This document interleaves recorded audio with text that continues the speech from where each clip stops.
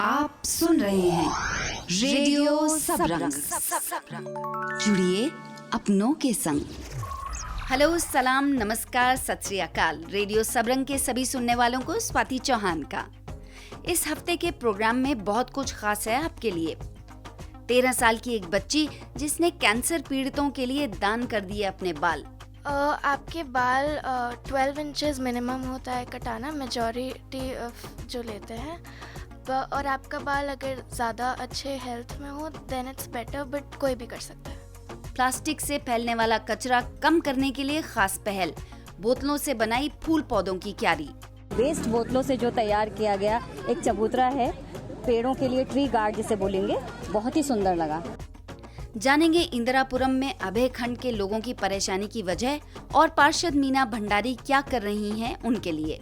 Lockdown में बच्चों को लग रही मोबाइल की लत से परेशान माँ बाप के लिए साइकोलॉजिस्ट की सलाह। ऑब्सेशन हो गया है विद फोन्स एंड मोबाइल। ऐसे बच्चे तो पता नहीं आजकल क्या पढ़ रहे हैं। जब पढ़ाई बच्चा नहीं करता है, किसी चीज में इंटरेस्ट नहीं ले रहा है, तो उसके प्रॉब्लम्स आएंगी।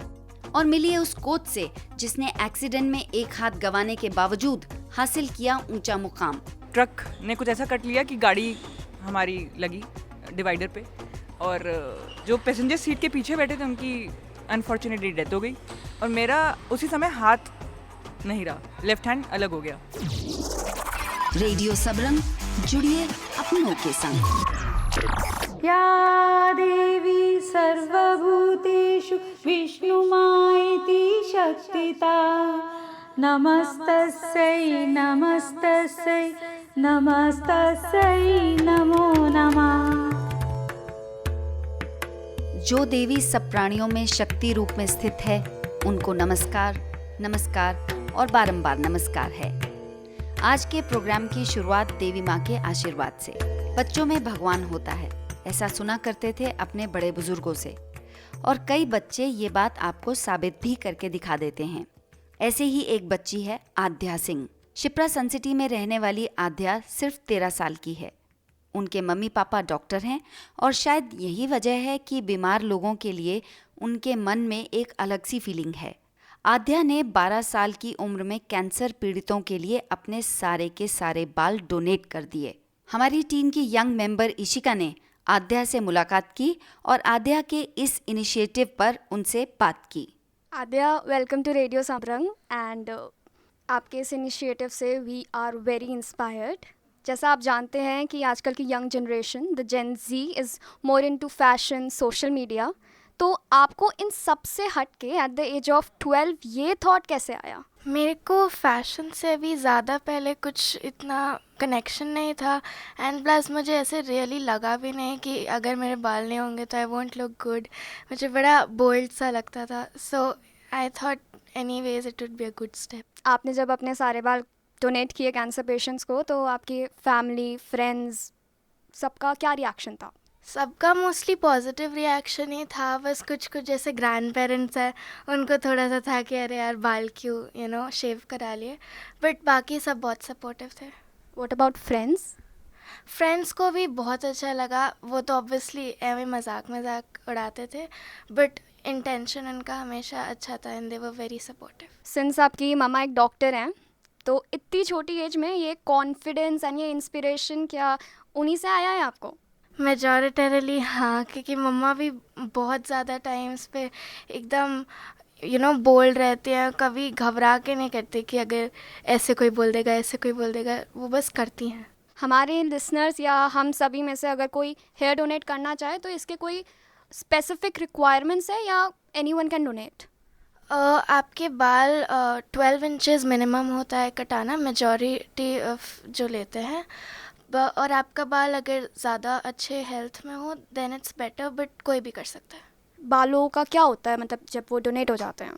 बहुत सारे जैसे डोनेशंस उनको मिलते हैं बहुत एरियाज से, तो वो सारे हेयर्स को टेक्सचर्स और कलर्स के अकॉर्डिंग सेपरेट करते हैं, उनकी विग्स बनाते हैं और फिर उनको सप्लाई करते हैं कैंसर या कीमो पेशेंट्स को। आपके माइंड में ये आइडिया कैसे आया कैंसर अवेयरनेस के लिए कुछ करना चाहिए? मेरे को बाल तो अपने बहुत टाइम से शेव करने थे, बट देन आई थॉट कि अगर मेरे बाल ऐसे ही वेस्ट में चले जाएंगे, इफ़ मेरे बस बालों से, जिनका वैसे भी कुछ नहीं होने वाला है, वो किसी को इतना इंस्पायर कर सकता है या अपने आप को एक अच्छे तरीके से देख सकता है, तो वो मेरे को बहुत कॉन्फिडेंस देगा। Who told you about all this information? पहले तो मेरे को इंटरनेट से काफ़ी कुछ पता था कि ऐसे डोनेशंस होते हैं कीमो पेशेंट्स के लिए, एंड देन मेरे को पेरेंट्स ने आइडिया दिया था कि शेव कर रहे हो तो you can do that, and ऐसे फोर्स्ड भी नहीं था कभी। इवन आई थॉट कि अच्छा चीज़ है, यू नो, इट वैसे भी वेस्ट ही होना था, तो it will give somebody confidence and that will make me even more happier. Why did you want to shave? I just like the style of it. It looked nice and it looked very bold. You look super bold. कुछ ऐसा है जो आप share करना चाहेंगे हमारे listeners के साथ?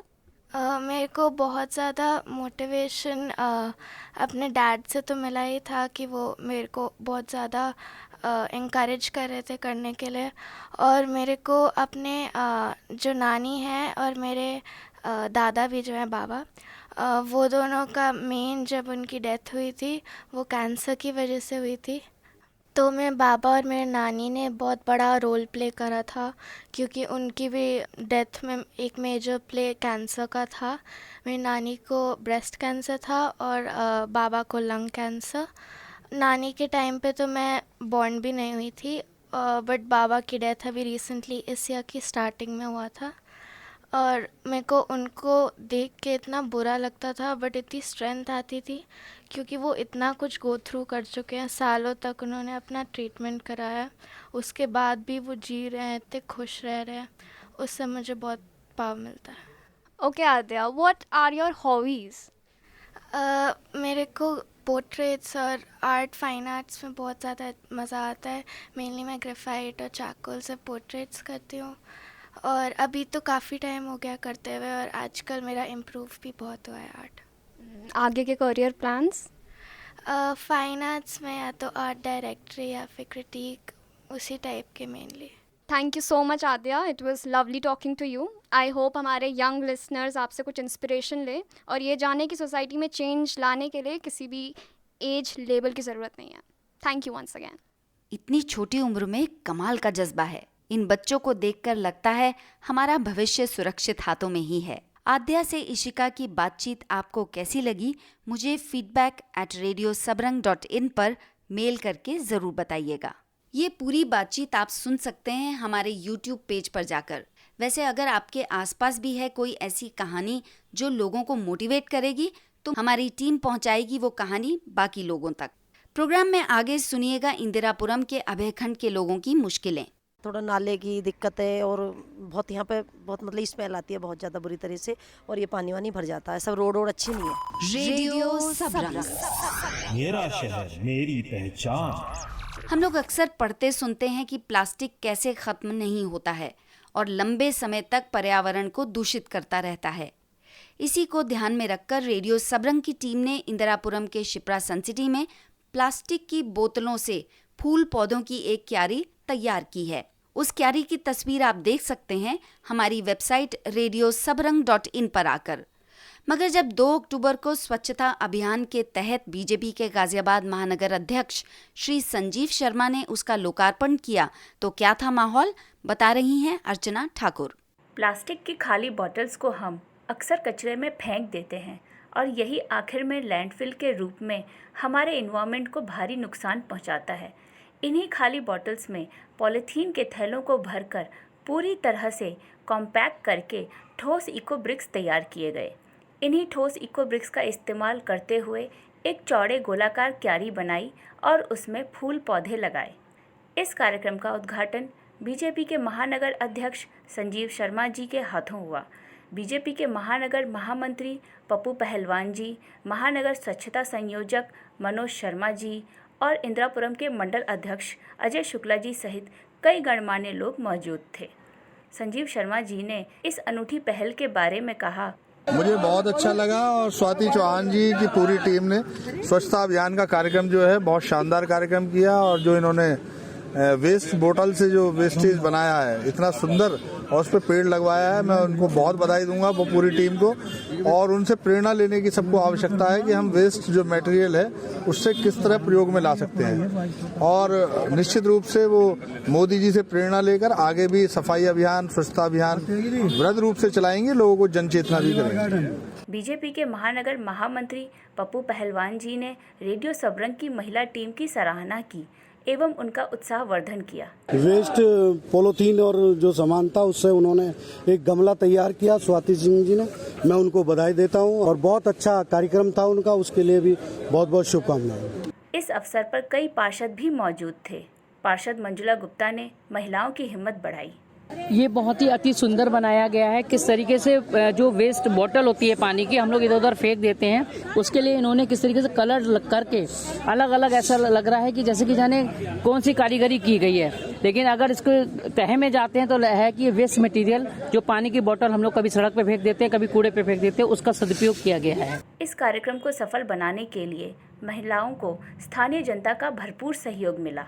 आइए सुनते हैं ऐसे ही एक स्थानीय निवासी के विचार। स्वच्छ भारत अभियान के तहत आज मैंने जो ये सब रंग देखे, जिसमें लाल, पीला, हरा, नीला और वेस्ट बोतलों से जो तैयार किया गया एक चबूतरा है, पेड़ों के लिए ट्री गार्ड जिसे बोलेंगे, बहुत ही सुंदर लगा।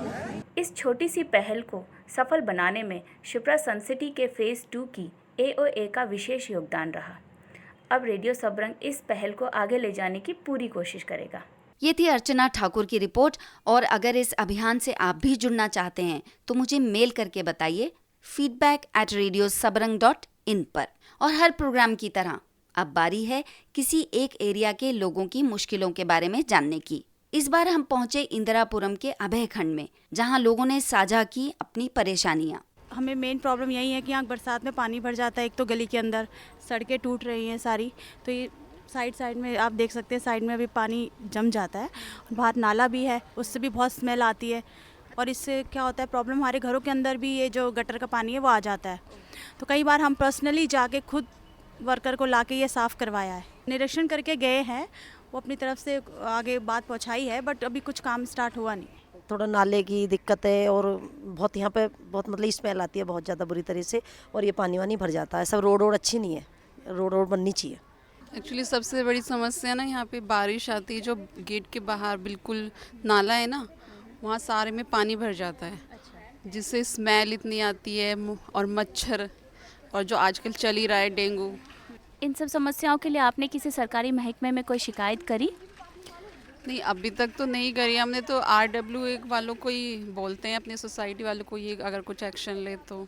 व्हेनेवर इट्स रेनिंग तो पूरा वाटर भर जाता है, मतलब तो इट्स लाइक रोड पे ना, रोड इज़ नॉट स्टेबल। अगर आप देखेंगे तो इट्स लाइक स्पिट्स बहुत हैं रोड्स पे। तो if this could be like provided, way can be provided with the help कि यही चीज़ ठीक हो जाए, रोड ठीक हो जाए एंड सीवेज ठीक हो जाए, तो may be it would help.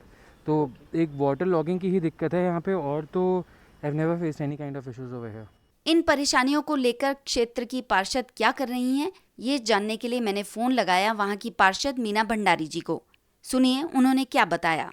अब देखिए, मैं ये आपको बता दूं कि जो हमारा वार्ड क्षेत्र है इंदिरापुरम सारा ही इस जीडे के अधीन है। इसमें नगर निगम अपना कोई काम नहीं करता। नगर निगम से अगर हमारा बजट मिलता तो वो नहीं लग सकता। तो हम पूरी तरह जीडे के ऊपर डिपेंड है, और जीडे से कई बार हम गुहार लगा चुके हैं। इवन हम विधायक जी के साथ में एक बार VC सर से हमारी मीटिंग हो चुकी थी इन्हीं सड़कों को लेकर के, यहाँ की जो समस्या है। लेकिन ये सड़कें अभी तक बनी नहीं है। बीच में इन्होंने पैच वर्क, जब हम लोगों ने बहुत ज्यादा बार इनको कहा था जीडीए वालों को, तो पैच वर्क हुआ था, लेकिन उसके बाद सड़कें तो बनी नहीं अभी तक। और उसके लिए अभी भी यहाँ के अंदर मेरे वार्ड में ये न्यायखंड विधायक कॉलोनी बनी है, अभयखंड की सड़कें अभी भी नहीं बनी है। तो मीना जी, कब तक उम्मीद है इन सब पे कार्रवाई होने की? अभी मैं कुछ कह नहीं सकती। हम लोग कई बार बोल चुके हैं कि जो अंदर जैसे अभयखंड में आंतरिक सड़कें हैं जो बहुत 12-13 साल बहुत बड़ा समय होता है, तब इतने साल पहले बनी थी, तो अब बननी चाहिए। लेकिन अभी तक कोई कुछ कह नहीं सकते कब बनेंगी, क्योंकि जीडे वाले कोई संतोषजनक जवाब नहीं देते। और एक और मुद्दा जो वहाँ पर उठ के आया था वो था जल भराव, जिसके कारण लोग काफी परेशान थे। पानी इतना भर जाता है कि घरों के अंदर तक पानी आ जाता है। इसमें यह है कि कुछ तो कमी जनता की है। जनता ने जैसे नीचे जीडे ने नालियां बनवाई थी ना, सबके घर के आगे नालियां बनी है, जो कि हर कॉलोनी या हर सोसाइटी का पानी जाके बड़े नाले में जाके मिलता था। लेकिन लोगों ने क्या कर रखा है, नीचे जो ग्राउंड फ्लोर पे लोग हैं उन्होंने नालियां बंद कर दी हैं, और नालियां बंद होने की वजह से ना वो फिर पानी जाएगा कहाँ। पहले हर बार क्या होता, बरसात से पहले नाले साफ होते थे। अब लगभग 2 साल से यहाँ पर क्या हो रहा है कि नालों की सफाई हो ही नहीं रही है। जब भी हम बोलते हैं कि टेंडर नहीं हुआ, टेंडर निरस्त हो गया, ये हो गया। नगर निगम से मेरे को 2 कर्मचारी मिले, मैं उनसे नालियां जगह जगह साफ कराती हूँ, लेकिन इतना हो नहीं पाता। जीडीए इसमें कोई हमारा सहयोग कर नहीं रहा। एक मुद्दा और निकल के आया था, वहाँ पर गेट के बाहर एक बड़ा नाला है जिससे बहुत बदबू आती है, और बरसातों में मच्छर भी बहुत हो जाते हैं, तो इस पर क्या कार्रवाई हुई है? मैडम ये जब ये NH चौड़ा हुआ था ना, NH 9 जो बना है, तो जब से ये NH बना है तो ये नाला दब गया वहाँ पर। और ये नाला दबे हुए आज नहीं, इसको भी लगभग 2-2.5 साल हो गए हैं। तो ये जीडीए के जो एक्शन है अरविंद चौधरी जी, इनसे हमेशा ये यही कहते हैं कि आप उस पर हम काम कर रहे हैं, उस पर हम काम कर रहे हैं, हमने आदमी लगा रखे हैं, उसका प्रॉपर समाधान नहीं निकाल रहे हैं। जब तक वो नाला वहाँ पर NH के पास जो दबा हुआ है दुपट्टे के सामने, वहाँ से समाधान नहीं होगा तो ये पूरी तरह से नहीं होगा। उम्मीद करते हैं मीना जी कि आपकी और जनता की आवाज जीडीए तक पहुंच पाएगी और इस पे तुरंत से कोई कार्रवाई होगी। रेडियो सबरंग से बात करने के लिए आपका बहुत बहुत धन्यवाद। अगर आपके एरिया की भी है कोई खास समस्या तो हमें ज़रूर बताइए feedback@radiosabran.in पर। रेडियो सबरंग की टीम पहुंचेगी आपके यहाँ और ये टीम बनेगी आपकी आवाज। रेडियो सबरंग, जीवन मंत्रा। धीरे धीरे कोविड के रिस्ट्रिक्शंस हट रहे हैं और जिंदगी पटरी पर आती दिख रही है, मगर इस दौरान मेरी जब भी किसी बच्चे के माँ बाप से बात हुई वे परेशान ही दिखे।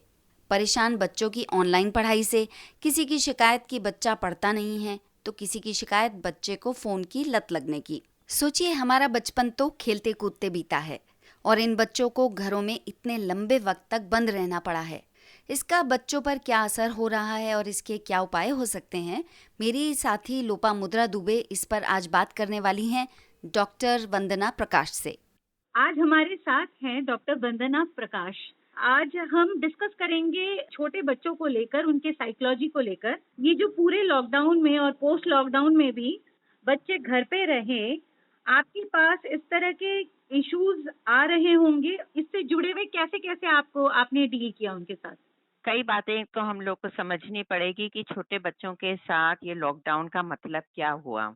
एक तो सबसे पहले उनका रूटीन डिस्टरबेंस हुआ। फिक्स टाइम होता है बच्चों के उठने का, स्कूल जाने का और एक खेलने का, लोगों से मिलने का। तो पहला तो सबसे पहले वो रूटीन चला गया। दूसरी बात, स्कूल का नेचर बदल गया, तो पढ़ाई ऑनलाइन होने लगी। उनमें डिसिप्लिन कम होता है तो एक जगह बैठ नहीं पाते हैं बहुत देर, या बहुत देर सिर्फ एक आवाज सुनने में और एक स्टिल पिक्चर देखने में उन लोग को पढ़ाई में मजा नहीं आता। तीसरा चेंज जो बहुत ही ज्यादा गंभीर होता है कि बच्चों के लिए उनका पीयर ग्रुप नहीं रहा। हम उम्र के बच्चों के साथ मिलना जुलना, खेलना, हंसना बोलना वो खत्म हो गया। और जो फोर्थ चीज जो सबसे बड़ी बात होती है हर बच्चे के लिए, वो होता है खेलना। तो एनर्जी कहाँ निकालें बच्चे? मैम, तो किस तरह का असर बच्चों के बर्ताव पर दिखा है?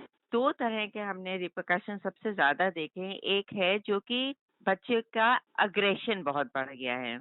अभी हम रिसेंटली आपको बताते, एक 9 साल के बच्चे ने अपने दादी को इतना जोर का मारा क्योंकि वो कह रही थी कि तुम्हारा क्लास चल रहा है, तुम क्लास क्यों नहीं अटेंड कर रहे हो, तुम मोबाइल में क्या देख रहे हो। तो उन्होंने देखा ही वॉज वॉचिंग पोर्न। तो ऑब्वियसली वो गुस्सा करी, तो उसने 9 साल के बच्चे ने इतना जोर का अपनी दादी को मारा कि बेचारी she had to be hospitalize, उनका हाथ पैर टूट गया। तो मतलब इस टाइप का अग्रेशन भी देखा जा रहा है छोटे बच्चों में। 9 साल का बच्चा कोई ज्यादा बड़ी उम्र नहीं है। थर्ड चीज ये हो गई है कि एनर्जी बच्चे निकाल नहीं पा रहे हैं। घर में दबे दबे दबे कहाँ बच्चा निकाले एनर्जी, तो वो पॉजिटिव एनर्जी खत्म हो गई है। चौथी चीज जो कि देखा गया है, एक ऑब्सेशन हो गया है विथ फोन्स एंड मोबाइल्स। बच्चों को फोन और इंटरनेट जो ज्यादा एक्सेसिबल हो गया है, उसका क्या असर देख रही हैं आप? ऐसे बच्चे तो पता नहीं आजकल क्या पढ़ रहे हैं, क्या क्या देख रहे हैं, और जैसे गेम्स खेल रहे हैं। तो पढ़ाई वगैरह मेजरली जो वो है कि जब पढ़ाई बच्चा नहीं करता है, किसी चीज में इंटरेस्ट नहीं ले रहा है जो उसके फायदे के लिए है, तो उसकी प्रॉब्लम्स आएंगी ही। अच्छा, पेरेंट्स भी हर टाइम 24 आवर्स बच्चे के साथ नहीं रह सकते हैं, इट इज डिफिकल्ट। जो बिल्कुल छोटे छोटे बच्चे हैं जिनको अभी जस्ट स्कूलिंग स्टार्ट ही करने वाले थे और उनकी स्कूलिंग शुरू नहीं हो पाई जिस तरीके से होनी चाहिए नॉर्मली, तो उनके लिए आप क्या कहेंगे? मतलब उनके पेरेंट्स को कैसे उनको डील करना चाहिए? देखिए, सबसे पहले बात जो पेरेंट्स को नॉर्मली करनी चाहिए कि जैसे स्कूल बच्चा जा रहा था, एक वो हाँ। रेगुलर लाइफ जरूर रखें। हाँ। टाइम से उठना, टाइम से बच्चे को तैयार करना, जैसे स्कूल के लिए बच्चा जाता है ना, नहा धो करके जाता है ना, एक वो जरूर होना चाहिए। एक time to sit and study भी होना चाहिए, रेगुलर टाइम, चाहे बच्चा स्कूल अभी गया हो या ना भी गया, या इवन 2-3 मंथ्स के लिए गया, और इवन देन एक रेगुलर लाइफ होना बच्चे की लाइफ में, it is very reassuring also for the child. Secondly, बच्चा वो अचीव भी कुछ करता है, जैसे अगर आप पढ़ा भी रहे हैं, मान लीजिए स्कूल का इतना नहीं है, छोटे बच्चों का कितना होता है, 1-1.5 घंटे 2 घंटे के क्लासेस होते हैं, ज्यादा तो नहीं होते हैं, बट उतने टाइम में भी जो बच्चा वाइड अवेक है, प्रॉपरली ग्रूम्ड है, जब वो क्लास के लिए बैठता है, वो ज्यादा अटेंटिव होगा, ना कि वो बच्चा जिसको सोते से जगाया जा रहा है और बैठा दिया गया कि तुम सुनो, you know. So there is a huge difference that. और शाम को भी चाहे मास्क पहन के जाइए, पर थोड़ी हाँ। देर बाहर निकलिए, बच्चे को लेके जाइए, चाहे बच्चा अपने से खेले, चाहे साइकिल चलाए, चाहे कुछ करे, बट वो फिजिकल एक्टिविटी बच्चे की लाइफ में होना बहुत जरूरी होता है। आपने इतना टाइम निकाल के हम लोगों को इन्फॉर्म किया, thank you so much ma'am. आने वाले दिनों में हम डॉक्टर वंदना प्रकाश से बच्चों से जुड़े और मसलों पे भी बात करेंगे। अगर आपका अपने बच्चे के बर्ताव से जुड़ा कोई खास सवाल है तो हमें feedback@radiosabran.in पर मेल करिए और हम वो सवाल पूछेंगे डॉक्टर प्रकाश से। रेडियो सबरंग। आज के मेहमान। पंख ही काफी नहीं है आसमानों के लिए, हौसला भी चाहिए ऊंची उड़ानों के लिए। ये बात बिल्कुल ठीक बैठती है हमारी आज की मेहमान के लिए। हमारे आज की मेहमान हैं एक ऐसी युवा कोच जिन्होंने जिंदगी में आई परेशानियों का डटकर सामना किया और आज वो सभी के सामने हौसले की एक मिसाल बनकर खड़ी हैं। मार्च 2012 ने निकिता की जिंदगी बदल दी थी। उस दिन हुए एक सड़क हादसे में निकिता की जान तो बच गई, मगर जान बचाने के दौरान उनका एक हाथ नहीं रहा। युवा उम्र में मिला ये झटका निकिता ने न सिर्फ बर्दाश्त किया बल्कि उससे और हिम्मत जोड़कर आगे बढ़ी। निकिता अभी इंदिरापुरम के क्रेडो एकेडमी में टेबल टेनिस की एक सक्सेसफुल कोच हैं। आइए सुनवाती हूँ उनसे हुई मेरी बातचीत। मैं पिछले 20 साल से 25 साल बोल सकते हैं, 24-25 साल से टेबल टेनिस खेल रही हूँ और फिलहाल पैरा टेबल टेनिस खेल रही हूँ। पैरा टेबल टेनिस माने जो दिव्यांग लोगों के लिए होता है। और मैं पिछले 3 साल से नेशनल चैम्पियन हूँ। मेरी 2019 में कोविड से जस्ट पहले वर्ल्ड में 26वीं रैंक थी, एशिया में 9वीं रैंक थी। और हमेशा खेलते समय यही प्लान किया था बचपन से, 2010 से, कि कॉमनवेल्थ खेलना है। कॉमनवेल्थ को एम किया था सबसे पहले, और हर प्लेयर का सपना होता है कि वो ओलंपिक्स खेले, उसमें पार्टिसिपेट करे, कंट्री के लिए ऑनर लाए। तो कुछ इन्हीं सपनों के साथ मेरा जीवन आगे चल रहा है। और अभी कुछ बच्चों के साथ जुड़ी हुई हूँ, कुछ 30 से 40 बच्चों के साथ जुड़ी हुई हूँ। वो जो एक एक्सीडेंट हुआ था आपकी लाइफ में, उसमें बहुत चेंजेस लाए होंगे आपके जीवन में। क्या हुआ था उस दिन? मैं दिल्ली यूनिवर्सिटी में हंसराज कॉलेज से पढ़ी हुई हूँ, बीए प्रोग्राम किया मैंने हंसराज कॉलेज से। और उसके कॉलेज की ग्रेजुएशन के जस्ट बाद मैंने एक थिएटर ग्रुप ज्वाइन किया।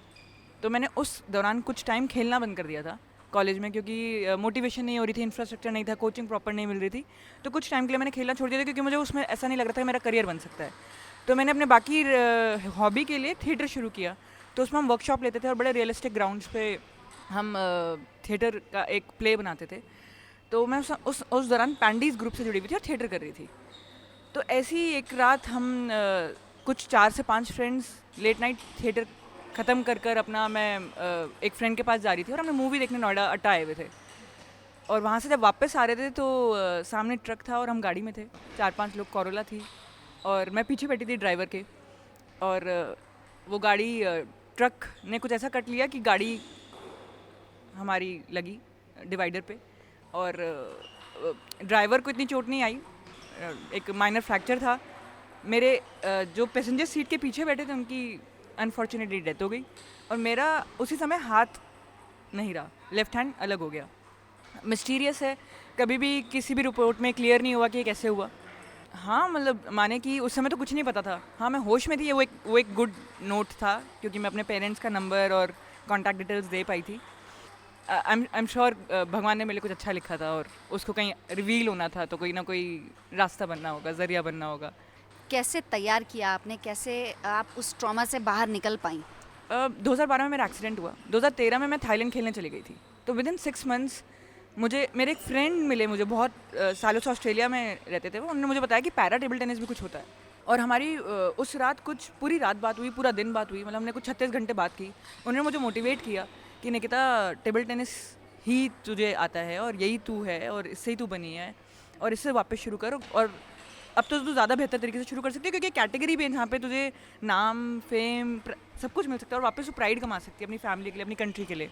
तो मेरे लिए बड़ा वो इंपॉर्टेंट डिसीजन था और मैंने ओवरनाइट शुरू किया। मतलब बच्चे होते हैं ना कि कंबल के नीचे देखते हैं, मैं कंबल के नीचे वीडियोज़ देखती थी पैरा प्लेयर्स की कि कोई तंग ना हो, या मेरे अभी मैं श्योर नहीं थी मुझे क्या करना है तो किसी को पता ना लग जाए। तो उस समय बड़ी मजबूत होती रही मैं, जब मैंने वो वीडियोज़ देखी अपने प्लेयर्स की देखी तो मैं बड़ी मजबूत हो गई। विद इन 6 मंथ्स हमने डिसीजन लिया कि मैं खेलूँगी। That's very interesting. मतलब इतने बड़े हादसे के बाद 6 महीने के भीतर ही आप वापस से उठ के खड़ी हो गई। I guess passion physical pain को कम करता है, तो जुनून एक ऐसी चीज़ है जो सारे दुख दर्द को भुला देती है और आगे आपको जीने का एक विज़न देती है। तो वो विज़न पैशन मिक्स होकर मेरी लाइफ वहाँ से स्टार्ट होती है और अगेन दोबारा स्टार्ट होती है एक्चुअली। और पहला टूर्नामेंट मेरा इंटरनेशनल मेडन हुआ मेरा, और मेरा ब्राउन्स लगा और मुझे वहाँ पे भरोसा आ गया कि हाँ यही जीवन है, टेबल टेनिस ही अब जीवन होने वाला है। और फिर 2014 में मैंने एशियन गेम्स खेले, पैरा एशियन गेम्स खेले, साउथ कोरिया में इंचॉन के अंदर हुए थे और उधर भी मेरा काफ़ी अच्छा एक्सपीरियंस रहा। फिर उसके बाद वो सिलसिला शुरू हुआ। फिर आप रुकी नहीं? हाँ जी बिल्कुल नहीं। तो आपने कोच बनने का ही क्यों सोचा? 2014 में मेरे को पापा ने बोला कि निकिता अपनी एक एकेडमी होनी चाहिए। उनका विजन था एक्चुअली, मेरा विजन नहीं था। मैं तो खुद स्टेडियम में जाके प्रैक्टिस कर रही थी, पर मैं अभी भी जूझ रही थी इस बात से कि कोच पैरा प्लेयर्स को नहीं समझते हैं। हमारे इंडिया में धीरे धीरे इवोल्यूशन तो आ रहा था एबल बॉडी प्लेयर्स के लिए, पर पैरा प्लेयर्स के लिए इट्स टू डिफ़िकल्ट। उनकी तकनीक, उनके रूल्स, उनके लिए फिटनेस या उनके लिए साइकोलॉजिस्ट, ऐसा कुछ इंफ्रा अभी तक सेट नहीं हुआ था। 2014 की बात कर रही हूँ मैं। और मैं बड़ा फुटपाथ बेड पे रोती थी मैं कि यार कोच नहीं समझ रहा और उतना समय नहीं दे रहा और मैं हुनार हूँ। मतलब मैंने एबल बॉडी खेली हुई है तो मैं पैरा में ओलंपिक्स खेल कर जीत सकती हूँ। फिर पापा ने बोला अकेडमी करनी चाहिए। मैंने हाँ बेहतर आइडिया है, अकेडमी करनी चाहिए, उससे कम से कम मेरे पास अपनी एक टेबल होएगी। तो मेरा एक फ्रेंड था जिसको कोचिंग की तरफ जाना था, मेरी जुड़वा बहन है, तो हम तीनों ने मिलकर ये अकेडमी शुरू की और मैंने कोचिंग से शुरू नहीं किया, मैंने प्लेयर बन के शुरू किया। तो 1 साल में क्लियर हो गया कि वो समहाउ पार्टनरशिप नहीं चल पाई और मेरे पास इन बच्चों की जिम्मेदारी आ गई जो मेरे पास 20 बच्चे खेल रहे थे। तो वहाँ से वो कोचिंग अपने आप रास्ता बन गया। मतलब मैंने कोचिंग चुनी नहीं, कोचिंग ने मुझे चुन लिया। धीरे धीरे इनसे इतना जुड़ाव हो गया कि अपनी पर्सनल रैंकिंग पीछे जाने लगी, क्योंकि आप इनके लिए प्लान करोगे, इनका वीडियो एनालिसिस करोगे, इनकी ट्रेनिंग पे ज़्यादा ध्यान दोगे, तो अपने लिए कैसे करोगे? 2 नावों में तो चलना इम्पॉसिबल था। बच्चों से मेरा जुड़ाव इतना हो गया कि मैं एज अ कोच, मुझे लगता है मैं जितनी बेहतर होती जा रही हूँ, मैं प्लेयर में भी अपने अंदर उतनी ही इम्प्रूवमेंट देखती हूँ। स्पोर्ट्स में इंडिया में एडवांसमेंट्स काफ़ी हुए हैं, आप उसको कैसे देखती हैं? बिल्कुल हुए हैं। मतलब अगर हम गवर्नमेंट की बात करते हैं तो गवर्नमेंट ने इतनी अच्छी स्कीम्स निकाली हैं, पर अगर वो स्टेट टॉप 8 प्लेयर्स के लिए हैं या नेशनल टॉप 8 प्लेयर्स के लिए हैं, तो जो ग्रूमिंग स्टेज में जो बिगनर है उसके लिए प्राइवेट अकेडमीज, जैसे हम अकेडमी खोल रहे हैं, जो स्टेट प्लेयर्स रह चुके हैं, नेशनल प्लेयर्स रह चुके हैं, इंटरनेशनल खेल चुके हैं, वो प्राइवेट अकेडमीज खोल रहे हैं। तो मैं उन लोगों का थैंक यू करना चाहती हूँ जो प्राइवेट अकेडमीज खोल रहे हैं और इसमें अपना कमर्शियल्स नहीं सोच रहे हैं। तो उस इलाके के बच्चों को बहुत बूस्ट मिलता है जब उनको एक अच्छा इंटरनेशनल स्टैंडर्ड्स की अकेडमी मिलती है। उनको पहले से ही वो मिल जाता है, तो अच्छी टेक्निक मिलती है उन्हें और आगे बढ़ने का एक अच्छा सहारा मिल जाता है। बिगनिंग ही बहुत अच्छी शुरू हो जाती है। तो मैं उन प्लेयर्स और उन कोचेस को मैं थैंकफुल हूँ। खुद को आप कैसे मोटिवेटेड रखती हैं? मेरे से ना पहले भी लोगों ने पूछा है कि आप मोटिवेटेड कैसे रखती हैं। जी मैं मोटिवेटेड नहीं रखती, मैं इंस्पायर्ड हूँ। मैं डिवोटेड हूँ और मैं इंस्पायर्ड हूँ। मतलब मैं हर रात अपने इस काम के लिए और इंस्पायर्ड होती हूँ। मुझे हर रात ऐसा लगता है कि मैं अच्छा नहीं कर रही हूँ या कुछ है जो मुझसे बेहतर और लोग कर रहे हैं, तो उसकी अपने आप एक ललक है सीखने की कि और सीखना है, तो इंस्पायर्ड हूँ। तो मोटिवेशन मुझे नहीं पसंद है वर्ड उतना, जितना मुझे इंस्पिरेशन पसंद है और हार्डवर्क पसंद है। एग्रेशन का मतलब अपने आप में कुछ नहीं होता। एग्रेशन मतलब आप कितने हार्डवर्किंग हैं और आप कितने इंस्पायर्ड हैं, तो इसका रिजल्ट एग्रेशन में आता है। आप सिंपली एग्रेसिव हो जाएंगे तो आप रैश हो जाएंगे। तो आप सिंपली एग्रेसिव नहीं हो सकते, पर आप अपनी कुछ क्वालिटीज़ को ऐसे एनहांस कर सकते हो कि वो एग्रेसिवली सामने आ जाएँ। तो मैं इंस्पायर्ड रहना पसंद करती हूँ और मेहनत करना पसंद करती हूँ कि थोड़ी और मेहनत कर लूँ। अच्छा, आगे के आपके क्या प्लान्स हैं? आगे के प्लान्स मैम अपने लिए भी हैं। मैं कॉमनवेल्थ गेम्स खेलना चाहती हूँ 2022 में, अगस्त में हो रहे हैं, और उससे ज़्यादा बच्चों के लिए भी हैं, क्योंकि मेरा कमिटमेंट इनसे अब 7 साल पुराना हो चुका है। तो कभी कभार बस इसी जंतुजहद में रह जाती हूँ कि कॉमनवेल्थ कैसे खेलूँगी, अब एक इजिप्ट का टूर लगेगा और तब 10 दिन बच्चों का क्या होगा। तो मेरे पीछे हाँ रिस्पॉन्सिबल लोग हैं, पर अपने जितना रिस्पॉन्सिबल भी नहीं मानती किसी को। तो ऐसा कुछ माहौल बना देना है हम 30 को, अगर हम 30-40 यहाँ पे खेल रहे हैं, कि पूरा गाज़ियाबाद तो कम से कम लपेट ले, कि हमारे गाज़ियाबाद हमारी लॉ से गर्म हो जाए, हमारी इंस्पिरेशन, मतलब हम उनको इंस्पायर कर पाएँ। तो फ़िलहाल ये बच्चे जी स्टेट और नेशनल्स के लिए तैयार हो रहे हैं, और कोशिश करेंगे कि ये आगे ही बढ़ते जाएं। यही प्रार्थना है और यही मेहनत कर रहे हैं। हमारी विशेज़ आपके साथ है Nikita. Before I wind up, एक आखिरी सवाल। आजकल की जनरेशन बहुत छोटी छोटी चीज़ों से, बहुत छोटी छोटी मुसीबतों से घबरा जाती है, आप उनको क्या संदेश देना चाहेंगी? आपने बहुत अच्छा सवाल पूछा है। रूटीन बनाएं, रूटीन की कमी है जी। घबरा जाते हैं, इसका मतलब अपने अंदर मजबूती नहीं है। मानसिक और इमोशनल, मेंटल एंड इमोशनल मजबूती नहीं है। आजकल एक IQ होता है और EQ होती है। आप उस EQ को नरिश कैसे करोगे? क्या है उसको EQ को नरिश करने के लिए? रूटीन ही तो होता होगा जी, कि मैं ऐसा जीवन जीता हूँ कि मैं इमोशनली भी स्ट्रेंथन हो गया। मैं ऐसा आप मानेंगे नहीं, बच्चों को मैं मेंटली, स्पोर्ट्स में बड़ा इंपॉर्टेंट एस्पेक्ट है मेंटल, कि बच्चे की ना मानसिक मजबूती बहुत तेज़ होनी चाहिए। वो अपना प्लान ना भूले किसी भी समय, चाहे कितनी भी नर्वसनेस हो। तो धीरे धीरे नर्वसनेस हटने लगती है, क्योंकि प्लान गूंजता रहता है कि मुझे ये सर्विस करनी है, ये रिसीविंग के लिए रेडी रहना है, ये अटैक बनाना है। तो उसकी सोच भारी होने लगती है, और उसी वजह से, उस सोच की वजह से उसके इमोशंस पक्के होने लगते हैं। एक सोने का टाइम और कुछ प्रार्थनाएं या कुछ भी, अपने माँ बाप के पैर छूना। लड़कियाँ धरती छूती थी, तो धरती मतलब पहले पैर ना रखें, धरती छू लें। तो कुछ ऐसी 3 रूटीन, और धीरे धीरे उस रूटीन की क्षमताएं बढ़ाएं। उस 3 तक ना रह जाएं, उसको 4 करें, 5 करें, क्योंकि जब वो MBA करनी पड़ेगी और इंटर्नशिप साथ करनी पड़ेगी, तो तब एक रूटीन में एक और चीज़ बढ़ानी पड़ेगी। तो वो रूटीन, मतलब हमें उनको समझाना है कि तुम इस प्रेशर को कैसे डील करोगे। तो इससे पहले वो इतने मजबूत हो जाएं, ना कि हम इतने कमज़ोर गए कि उस प्रेशर ने हमें तोड़ दिया। आजकल ये हो रहा है। This is wonderful. बात करके बहुत अच्छा लगा, और मेरा मन कर रहा है कि मैं बात करती रहूं और आपकी लाइफ से और ज़्यादा इंस्पायर्ड हूं। यहाँ क्रेडो एकेडमी में कब से आ रहे हो आप? मुझे 7 इयर्स हो गए हैं खेलते हुए। कहाँ से आते हो आप? मैं वैशाली। और यहाँ 7 साल में आपने कहाँ से शुरू किया था और अब कहाँ पहुँचे हैं आप? एकदम स्क्रैच से स्टार्ट किया था, मतलब मैंने रैकेट पकड़ना इधर ही शुरू किया है। मैं नेशनल लेवल खेल चुका हूँ, और CBSE में सेकंड आया था, सिल्वर मेडल था CBSE नेशनल्स में, और स्कूल गेम्स नेशनल भी खेल चुके हैं, और स्टेट की टीम में भी आ चुका हूँ। वंडरफुल। अनिकेत, एक चीज़ बताइए, कोई भी स्पोर्ट, लेकिन आप चूँकि टेबल टेनिस खेल रहे हैं इसलिए मैं आपसे टेबल टेनिस पूछ रही हूँ, इससे आपकी लाइफ में क्या फ़र्क आया? 7 साल पहले आप क्या थे और अब क्या हैं? हर चीज़ में डिफरेंस है, in my studies too and in routine, eating habits, हर चीज़ में, फिटनेस में, और मतलब ओवरऑल पूरा लाइफस्टाइल ही चेंज हो गया है। आपका नाम क्या है बेटा? तनीषा। तनीषा, आप कितने समय से हैं यहाँ पर? 4.5। तो आपको क्या लगता है कि आप जब 4.5 साल पहले यहाँ आई थी, तब में और अब में आप अपने में क्या अंतर पाती हैं? बहुत ज़्यादा, मतलब हर चीज़ में, खेलने में, फिटनेस में, हर चीज़ रूटीन में आ गई। खेलने का टाइम अलग, पढ़ने का अलग, सब, सोने का टाइम बिल्कुल सही हो गया। Everything was in order. Great बेटा, thank you so much and wish you all the very best. Thank you. Nikita से ये बातचीत सभी का हौसला बढ़ाने वाली है। हर हफ्ते हम लाते हैं ऐसी ही इंस्पिरेशनल स्टोरीज आपके लिए। उम्मीद है आपको हमारी ये कोशिश पसंद आ रही होगी। अगर आप भी हमारे रेडियो सबरंग से जुड़ना चाहते हैं तो मेल करिए feedback@radiosabrang.in पर। साथ ही इस मेल ID पर आप ये भी बता सकते हैं आप इस प्रोग्राम में और क्या सुनना चाहते हैं। आपकी राय का हमें रहता है इंतज़ार। इसी के साथ अब खत्म होता है हमारा ये प्रोग्राम। अगले हफ्ते होगी फिर मुलाकात, मगर तब तक स्वस्थ रहिए, खुश रहिए, रखिए एक दूसरे का ख्याल। और हाँ, हमारा चैनल पार्टनर है स्वच्छ भारत अभियान के साथ भी, इसलिए आप भी जुड़िए हमारी मुहिम के साथ। आप भी रखिए अपने आस पड़ोस को साफ, साथ ही कम कीजिए प्लास्टिक का इस्तेमाल। इन सब के बीच लाइक करिए हमारा फेसबुक पेज और सब्सक्राइब करिए हमारा यूट्यूब चैनल रेडियो सबरंग। नमस्कार, बाय बाय, जयराम जी की। आप सुन रहे थे रेडियो सबरंग। जुड़िए अपनों के संग।